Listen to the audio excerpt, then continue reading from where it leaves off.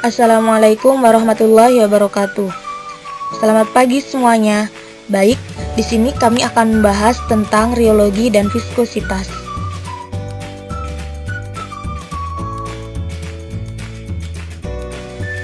Sebelum masuk ke materi, perkenalkan kami dari kelompok 2 yang beranggotakan 1. Nur Laila, 2. Anita Eka, 3. Irfan Endi, 4. Sufaat, 5. Faikotul Munawaroh, 6. Rika Dian Lestari.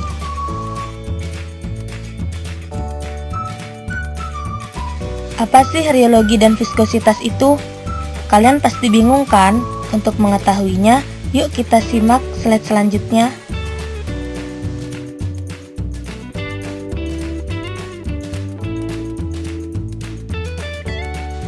Rheologi berasal dari bahasa Yunani. Kata rheo yang berartikan mengalir dan logos yang berartikan ilmu. Jadi, rheologi adalah ilmu yang mempelajari tentang aliran zat cair dan deformasi zat padat. Ilmu rheologi oleh ahli farmasi digunakan untuk menentukan aliran dari suatu sediaan seperti suspensi, emulsi, salep, dan lain-lain.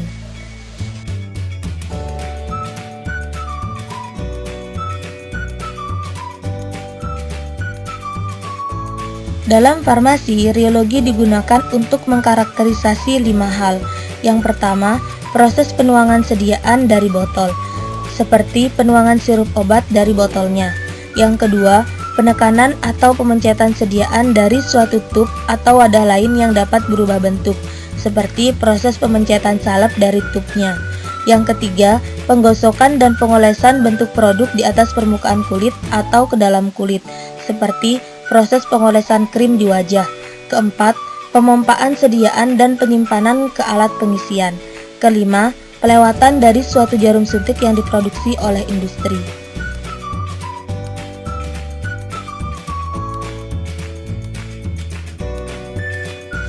Tipe aliran dan deformasi dibagi menjadi 2 bagian. Yang pertama, Newton, yaitu rate of shear berbanding lurus dengan shearing stress. Rate of shear digunakan untuk menyatakan perbedaan kecepatan antara dua bidang cairan yang dipisahkan oleh jarak yang sangat kecil. Yang kedua, non-Newton. Sistem non-Newtonia terbagi menjadi beberapa jenis aliran, yaitu aliran plastis, aliran pseudoplastis, dan aliran dilatan.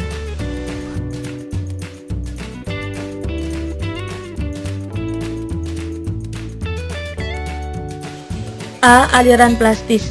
Cairan yang mempunyai aliran plastis tidak akan mengalir sebelum suatu gaya tertentu dilampauinya. Gaya tersebut adalah yield value. Yield value bertindak sebagai bahan elastis. B. Aliran pseudoplastis. Viskositas cairan pseudoplastis akan berkurang dengan naiknya kecepatan geser.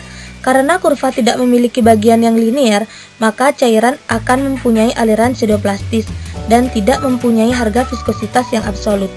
C. Aliran dilatan. Viskositas cairan akan naik dengan naiknya kecepatan geser. Hal tersebut menandakan bahwa volume akan naik dengan adanya kenaikan pada kecepatan geser.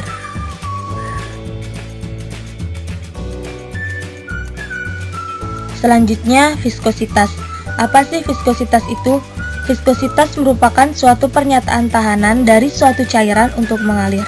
Makin tinggi viskositas, maka makin besar tahanannya untuk mengalir. Berikut adalah rumus dari viskositas.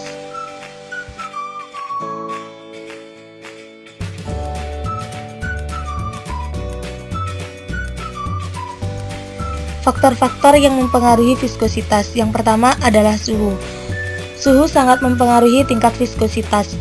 Semakin tinggi suhu zat cair, maka semakin kurang kental zat cair tersebut. Di sini ada tabel suhu dan kekentalan air menurut Farmakope Indonesia edisi 3.